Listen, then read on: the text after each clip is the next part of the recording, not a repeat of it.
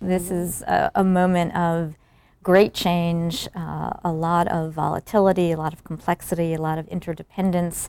There's more knowledge being created every day than some people knew in their entire lifetimes if you go back in time. You are dealing with business people all the time, with leaders of all kinds all the time. What do you think is needed to lead in these times?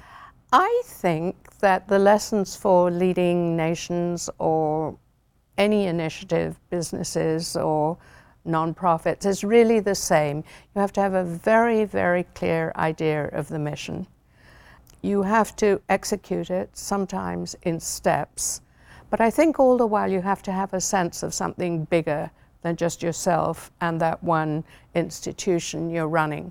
So one of the things I like to get across to the Sloan Fellows is really understanding what your product is, what's your goal at the end of the day.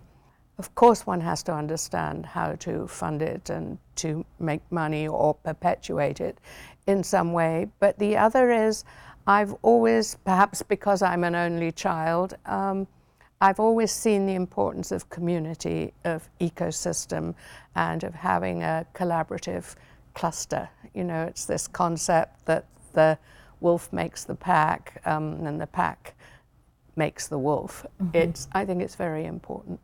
We also here at Sloan talk about the importance of sense-making, making sense of the context in which you're operating, pulling together a lot of different people's viewpoints, and then sifting through and saying, what is the priority here? What's the map? What's behind all of this information that's coming in, and being able to focus in on that and then kind of test your models over time to see if they're still real. Is that something that you would say you practice? And if so, how? How does sense making? But it's something, I would call it intelligent leadership, really. You've got to evolve with the system you find yourself in.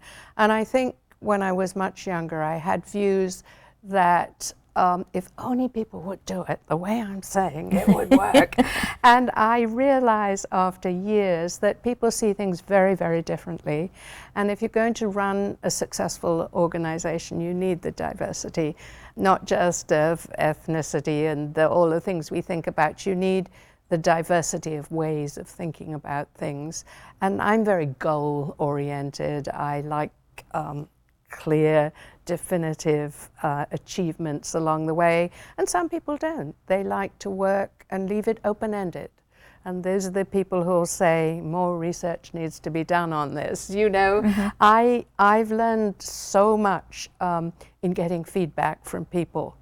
You know, you can go out and design a product or a medicine that you think is going to save the world, and you ask the people who actually have that disease, and they don't really want that. They want it a little bit differently. Feedback and knowing how to use it and not see it just as noise, I think, is a part of intelligent leadership.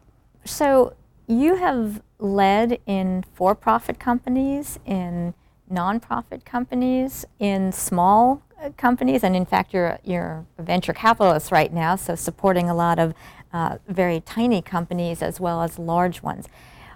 Does context matter for leaders? Yes. Yes. How so? But again, you have to have the clear mission through it all. I mean, I started out in academia. I've run public companies, as you said, private and non-profits. But the context matters a lot, and in the ways I'm talking about, where you need the feedback from your ultimate users, but you need feedback all the way along a development cycle of an idea to a product. But I think, again, the important thing is to have a very, very clear sense of mission, because then the model that you use to get there doesn't really matter. I think it's just the clarity of purpose somehow will define the route.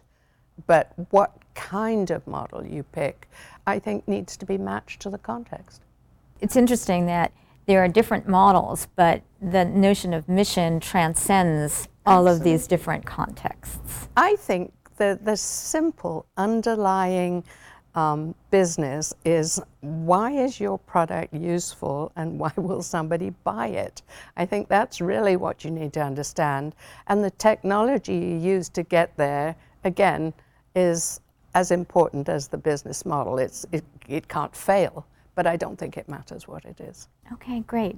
Is there anything that I haven't asked you about that you would consider important in thinking about leadership or conveying your wisdom to other folks? I think enjoy it and never, never give up. If you have a good mission and a good idea, don't let people deflect you.